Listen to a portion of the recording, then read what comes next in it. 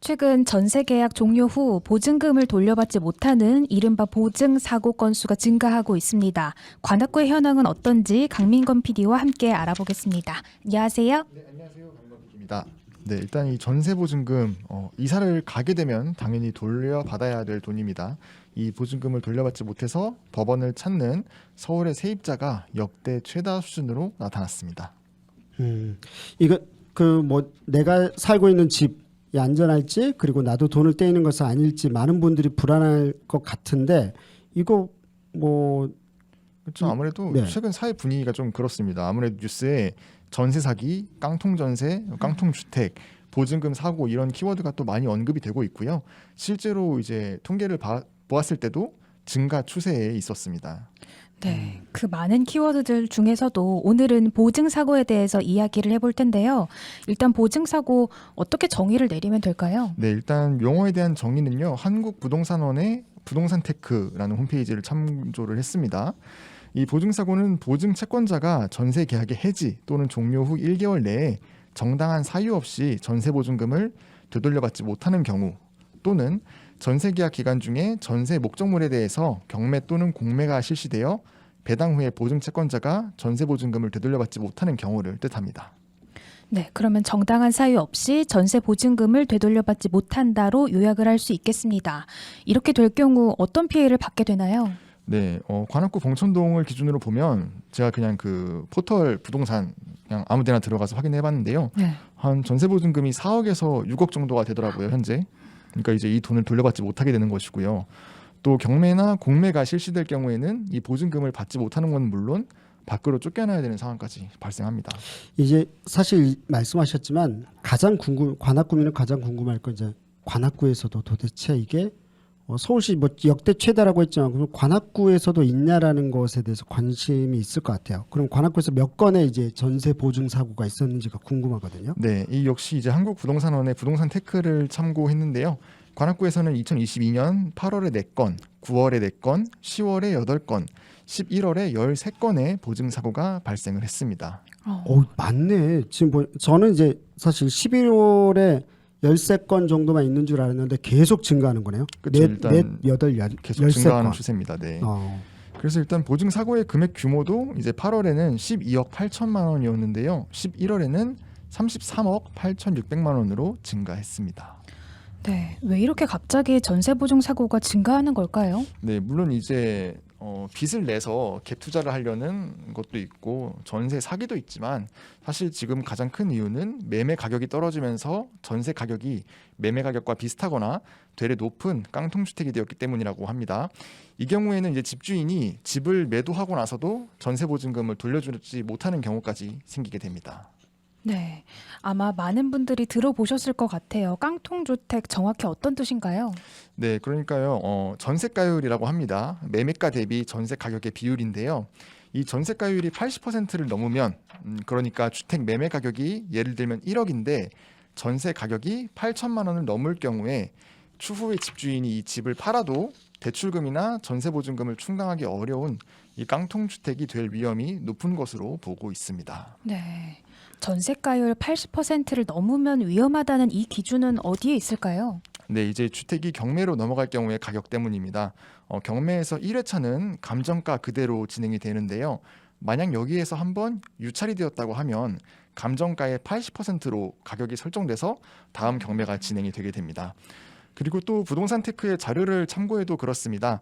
관악구의 최근 3개월 동안 경매 낙찰 통계를 보면 평균 81%의 낙찰가율을 보이고 있습니다. 그렇기 때문에 전세가율이 80%를 넘으면 경매 청산 절차 발생 시에 보증금을 온전히 돌려받기가 어렵다는 거죠.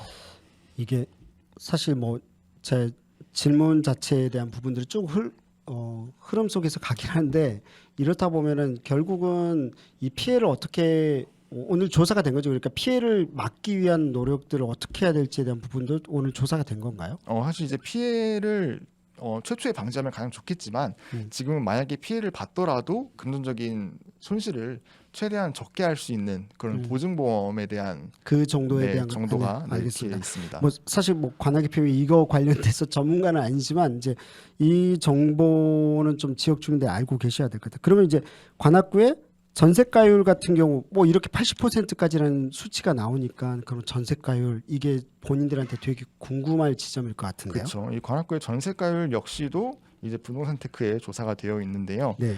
2022년 11월 기준으로 관악구 봉천동 소재 아파트의 최근 3개월 전세가율은 77%였고요.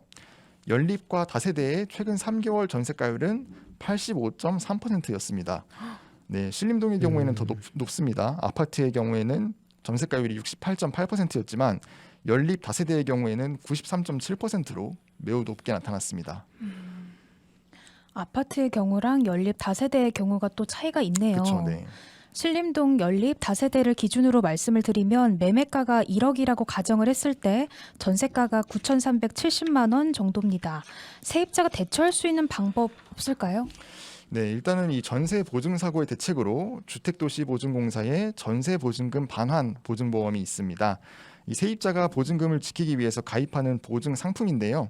집주인이 계약 기간 만료 후에 전세 보증금을 돌려주지 못하면 보증기관이 대신 보증금을 세입자에게 먼저 지급을 하고요. 나중에 집주인에게 구상권을 청구해서 받아내는 제도입니다. 이제 이것과 비슷한 상품으로 한국주택금융공사의 전세 지킴 보증, SGI 서울보증의 전세금 보장 신용보험이 있습니다. 네, 그리고 또 이제 오늘 제가 계속해서 말씀드렸던 한국부동산원 부동산테크에서 배포하는 전세 사기 피해 방지 체크리스트를 참고하실 수도 있습니다. 네, 보증보험 상품에 가입을 한다면 일종의 수수료인 보증료를 또 내야 할 텐데요. 이 금액은 얼마 정도인가요? 네, 제가 찾아봤는데 생각보다 그렇게 비싸지가 않아서 좀 깜짝 놀랐습니다. 먼저 한국주택금융공사의 전세 지킴 보증을 예로 한번 들어보겠습니다. 보증료율이 연 0.04%입니다. 예를 들면 전세 보증금이 2억 원일 경우에 연 8만 원을 보증료로 납입하면 되는 거고요. 또 다자녀나 신혼부부 가구 같이 이렇게 우대를 받을 수 있는 조항이 있다면은 절반인 연 4만 원을 납입하면 되겠습니다. 네. 다시 돌아와서요. 관악구의 전세 보증 사고 횟수가 증가하고 있다고 아까 수치를 알려주셨는데 관악구청에서는 인지하고 있나요? 네, 구에도 이제 이런 피해 사례 그리고 민원들이 접수가 되었다고 해요. 다만 아무래도 이 부동산 거래라는 것 자체가 개인 간의 거래이고 또 민사적으로 접근해야 되는 문제이기에 관악구에서는 민생사법경찰단을 연결하고 있다 이렇게 밝혔습니다. 네. 그러면 관악구에서 지원하는 관련한 정책은 어떤 것들이 있을까요? 네, 저희가 관악포커스에서도 많이 말씀을 드렸는데 1인 가구에 초점을 맞춘 1인 가구 전월세 안심계약 도움 서비스를 운영을 하고 있습니다. 서울 1인 가구 포털에서 신청하실 수가 있는데요. 주거 안심 매니저가 직접 계약 과정까지 동행하는 서비스입니다. 네, 보증사고라는 것이 1인 가구에만 오는 게 아니고 또 사실 아파트의 경우에는 오히려 또 1인 가구가 좀 다가가기 힘든 부분이 있기 때문에 1인 가구 입장에서는 안심은 될 것 같습니다. 다른 지자체에서는 대응이 어떤가요? 네, 먼저 지난 9월이죠. 강서구에 전세 사기 피해 지원센터가 문을 열었습니다. 전국에서 유일하게 강서구에 있는데요. 공인중개사, 법무사, 변호사의 무료 법률 상담 그리고 긴급 주거 지원을 실시를 하고 있습니다.